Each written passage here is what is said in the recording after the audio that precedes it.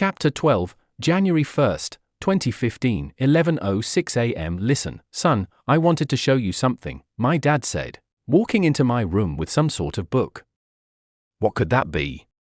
I've never seen it before. What is it? I asked curiously.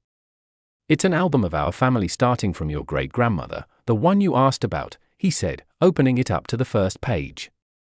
On the page, I could see a photograph of her from 1931 and her signature below it, which read Delilah Winston Andrews. She had the prettiest signature I had ever seen. This is what it looked like, Delilah Winston Andrews. Real posh, am I right? Whoa, wasn't she like 15 back then?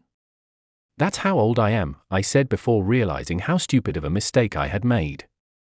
I know you can't wait to be older, but you're not quite there yet, he said. Laughing at my gaffe. I looked closer at her picture and faintly made out the words Cleveland High School. Hey, wait a minute, I'm going there. Well, online for now, but still. Cleveland High School, I mumbled out. That's the one, they built it during her lifetime. I believe they built it in 1927 or so. Of course, now Beacon Hill is primarily Asian, but it wasn't always that way, he said, flipping over to the next page, which had what appeared to be her infant daughter in it. Who is that?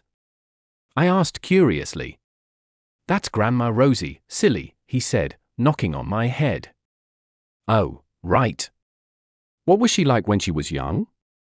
I'm glad you asked because she was a shutterbug, just like her mother was. Unfortunately, during her teens in the 50s, color photography was quite expensive, so she had very few photographs that were colored then. The first colored photograph she took was sometime in 1957. While I don't remember exactly when it happened, I remember what it was a picture of. She took a photograph of Daytona Beach, and in it was her boyfriend, Ricky. Now I want you to guess who Ricky is, he said, chuckling. Grandpa? I asked, shocked. Ding ding ding. You know, your grandfather was something of a troublemaker. He did street racing when he was in college, he said, shaking his head in disapproval. Grandpa? No way. You're pulling my leg here, I exclaimed with my mouth open in shock. This was all new information to me. Oh yes, way, they nearly suspended his license for it before he finally cut it out. The Department of Labor was kind to him because of his age, he said, laughing while looking at the young photograph of my grandfather. Are you in any of these photos? Also, how did you just find this album? I don't think I've ever seen it, I asked, curious as to how it magically showed up in this timeline. To answer your first question, yes, and so are you. Now that is a good question. See, I forgot about it for years on end as I didn't think about my grandmother for a very long time until you mentioned her. If it hadn't been for you, I might have never remembered it, he exclaimed, patting me on the back. I still can't believe this is my first time seeing it. How do you forget? I asked, laughing. Son, when you get to be my age, you'll have so much on your mind that you'll start to forget your own family. The only thing on my mind now is H&R Block. Trust me, after a certain point, it all goes downhill, and then you die, he said, flipping over to a page of him as a baby. This one was in a strange sanguine color. What's wrong with the photo? It looks like it's bleeding, I asked, repulsed. Back then, colored photographs faded after about a decade. I believe a Kodak took this one. You'll get extra points if you can guess when I was born, he replied, winking cheekily. What kind of task is that? I asked, laughing. When is my birthday, then? The last time I asked you what it was, you were off by 4 months, he asked with a smirk. Wednesday, March 27, 1976, at approximately 7:06 a.m. You were born 2 weeks late, and they kept you in the hospital for a little while to check up on your health before letting you go. Your blanket was dark green, and it was raining on the day you were born. I suppose now I'll get extra points? I asked smugly. Instead of hearing a reply, all I could see was my dad staring at me with his mouth open for around 5 seconds before hugging me tightly. His warmth comforted me, and at that moment, every single problem I had ever experienced left my body. I didn't even think about Madeline, who I thought about 24/7.